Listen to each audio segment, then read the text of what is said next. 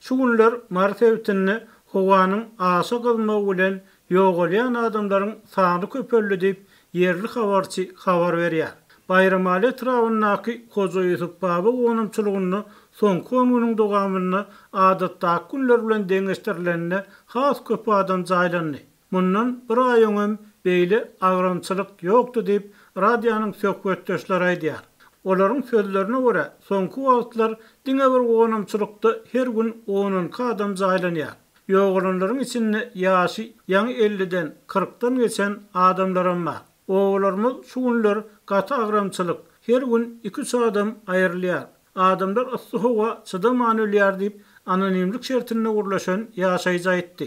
Yerli synçylar ysy howanyň dowamly alyk gytçylygynyň we ýetdegitde durmuşyň üstüne urna bolanlygyny, sebäbi geçen ýyl çağalaryna iýmäge zat tapman bolanjy öý goşlaryny, şol sanyny kondisionerin satanyňa adyga çalışan adamlaryň hem az bolmanlygyny aýdýarlar. Eger sırkowlap, teni gyldyryp ýatan adam bolsa, bu howa ony 100 euro alýar. Sebäbi köp hozalykda sowadyjy hem ýok diýip bu ýagdaýy ýene bir ýaşaýjy tasdik etdi. Şeýle-de bir-birinden habarsyz adamlar häzir kysdynyň gaty ýakymsyzlygyny, öýüň içinde sag adamyň zordan dem alýanlygyny, daşaryk çykar ýaly däldigini aýtdylar.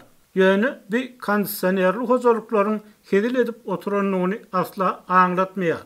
Öýünde sowadyjysy bar adamlar hem gaty kötenýär. Sebäbi kondisioner bolanýan köpölse derrew tok getmeýän başlaýar.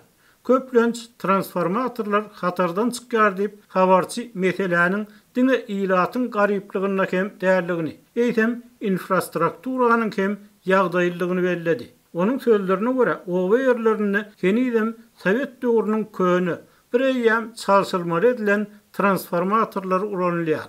Owaňyň transformatoryny täzelejek diýip 2008-nji ýylda her hozalykdan 40 manat aldylar. Ondan bäri 13 ýyl geçdi. Emma häzirem şol Sowet döwrüne oturdulan tok geçirjileri bejerip bolsundan işletjek bolýarlar diýip owasynyň adynyň aýdylmalygyny soran ýaşaýjy aýtdy.